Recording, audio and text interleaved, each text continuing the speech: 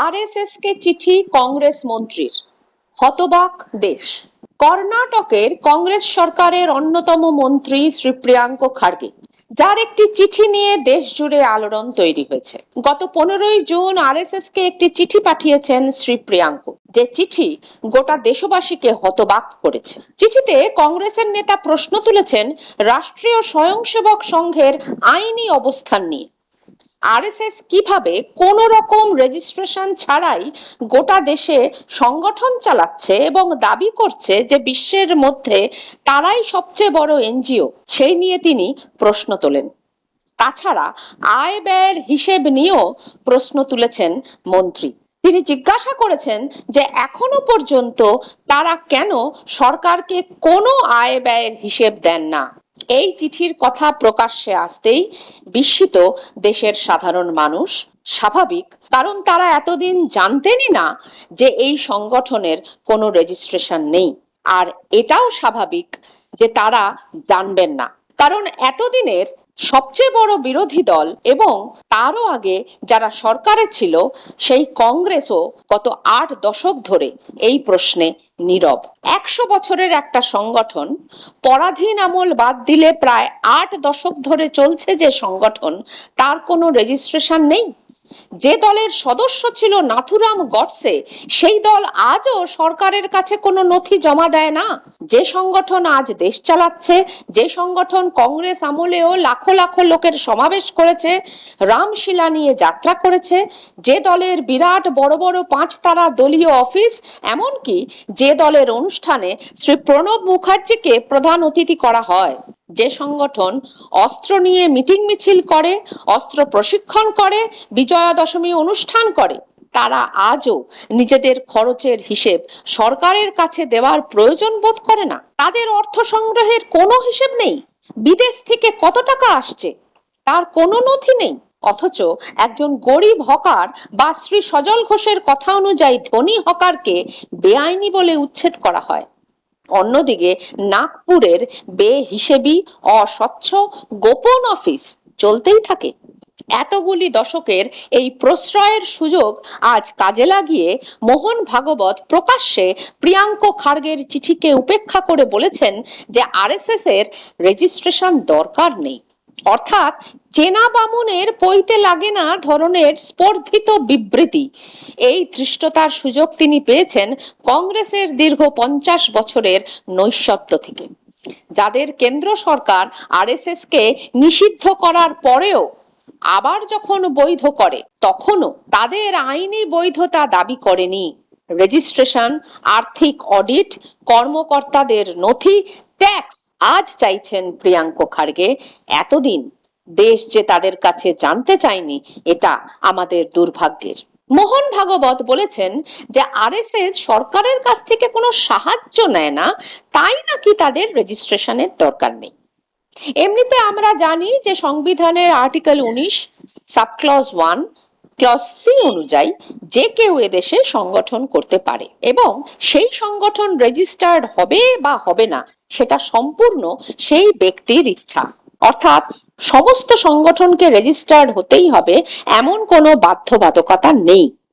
কিন্তু যে মুহূর্তে সেই সংগঠন সরকারের কাছে সাহায্য চাইবে বা ব্যবসায় নামবে, তখনই তার রেজিস্ট্রেশন লাগবে এবং তাকে ট্যাক্স দিতে হবে।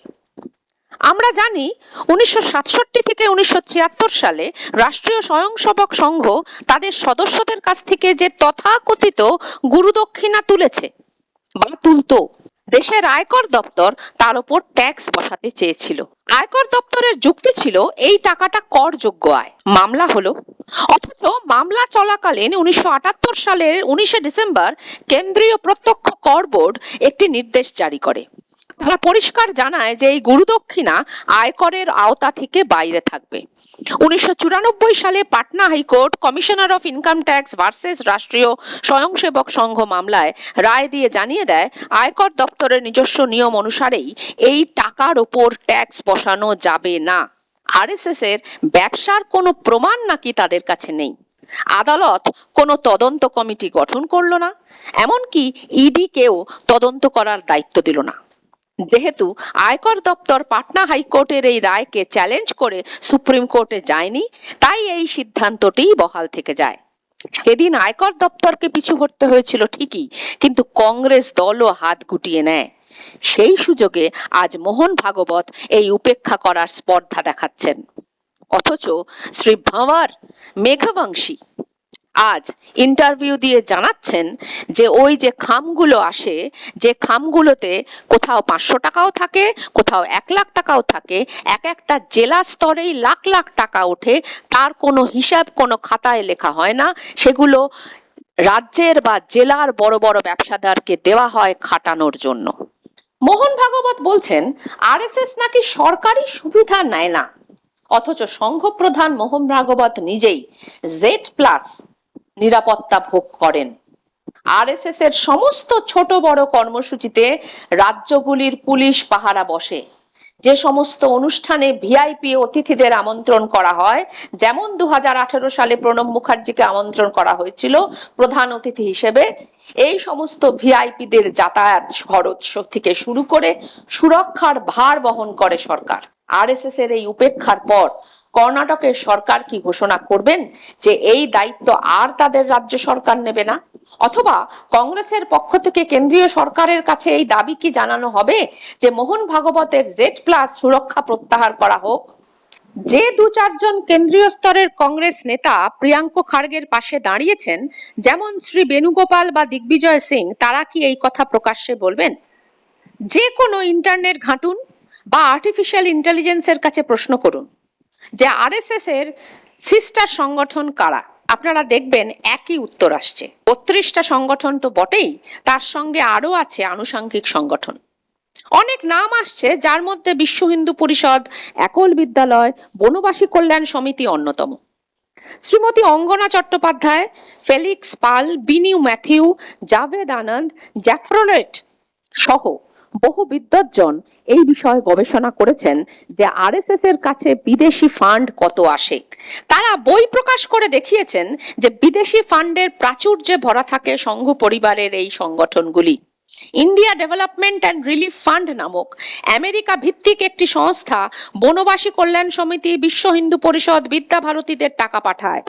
হিন্দু স্বয়ংসেবক সংঘ আমেরিকা, ইংল্যান্ড, কানাডা, অস্ট্রেলিয়া, জার্মানিতে আছে, যাদের কাজ টাকা তোলা, টাকা পাঠানো। সেবা ইন্টারন্যাশনাল নামক সংগঠন আমেরিকা, ইংল্যান্ডে আছে, তারাও টাকা তোলেন, টাকা পাঠান। একল বিদ্যালয় ফান্ড তো আছেই বিশ্বজুড়ে। মনে রাখবেন, বনবাসী কল্যাণ সমিতির কাজ যতটা না আদিবাসীদের জন্য উন্নয়ন, তার চেয়ে অনেক বেশি ধর্মান্তকরণ কর্মসূচি। আরএসএস এর শাখা সংগঠনগুলোর সদস্যদের মিলিটারি কায়দায় অস্ত্র প্রশিক্ষণ দেওয়া হয় থাকে, যেমন দুর্গা বাহিনী বা বজরং দল, যারা সরাসরি বিশ্ব হিন্দু পরিষদের সঙ্গে যুক্ত। যে বিশ্ব হিন্দু পরিষদকে টাকা দেয় America, Canada, Britain, Germany, Australia স্থিত সংস্থাগুলি।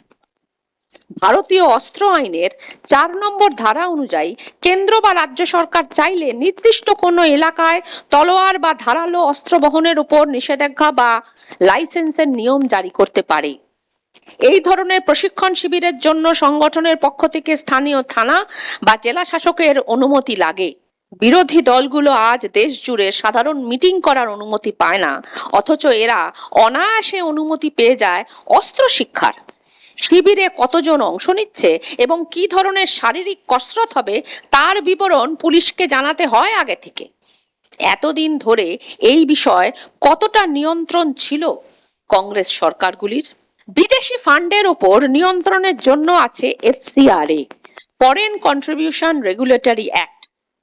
এর নিয়ন্ত্রণ আজ খ্রিস্টান মিশনারি, চার্চ বা বিভিন্ন এনজিওদের ওপর ভয়ানক রকম বাড়ছে, শুধুমাত্র একটি এনজিও অর্থাৎ আরএসএস ছাড়া। 2020 সাল থেকে এই আইন ক্রমেই ভয়ানক চেহারা নিয়েছে। বহুত্বের এই দেশে খ্রিস্টানদের টিকে থাকা সংকটের মুখে দাঁড়িয়ে 2024 সালের সংশোধনী এনে কয়েকটি খ্রিস্টান সংস্থা, যেমন ওয়ার্ল্ড ভিশন ফর ইন্ডিয়া, যেমন কাসা, যেমন ইভাঞ্জেলিক্যাল ফেলোশিপ অফ ইন্ডিয়া, এদের রেজিস্ট্রেশন রিনিউ করা বাতিল করে দেওয়া হয়েছে। 2021 সালে মাদার টেরেজার আশ্রমেও আক্রমণ এসেছিল রেজিস্ট্রেশন বাতিলের হুমকি দিয়ে। 2026 সালের সংশোধনী নাকি আরো মারাত্মক। সমস্ত এনজিওর জন্য খেয়াল রাখবেন, শুধুমাত্র আরএসএস ছাড়া। মোহন ভাগবত আবার বলেছেন, হিন্দু ধর্মের দোহাই দিয়েছেন, বলেছেন হিন্দু ধর্মের রেজিস্ট্রেশন লাগে না, অর্থাৎ আরএসএস আর হিন্দু ধর্ম সমার্থক। কিন্তু মোহন ভাগবত আর আরএসএস কবে থেকে হিন্দু ধর্মের হলো? প্রশ্ন এটাই। আরএসএস প্রথম দিন থেকেই হিন্দু ধর্ম মানে না। প্রথম থেকেই তারা হিন্দুত্বের কথা বলে, হিন্দু ধর্মের কথা বলে না, যে ভাবনা হাজির করেছিলেন শ্রী সাভারকর 1922 সালে নিজেই। তিনি স্পষ্ট করেছিলেন যে হিন্দু ধর্ম নিয়ে তার মাথা ব্যথা নেই, তার কাছে একমাত্র উপজীব্য হলো হিন্দুত্ব, যা ধর্ম নয়, যা একটি পরিচিতি। তাই নিয়েই আরএসএস এর পথ চলা শুরু। আর তাই আরএসএস আজ নিশ্চিন্তে মুসলমান বলে গলা ফাটাতে পারে। হিন্দু ধর্ম নিয়ে চললে সেটা আর পারত না, কারণ হিন্দু ধর্মের জন্ম 3000 বছর আগে, যখন ইসলাম ছিলই না। ইসলাম তো এসেছে তারও 1500 বছর পরে।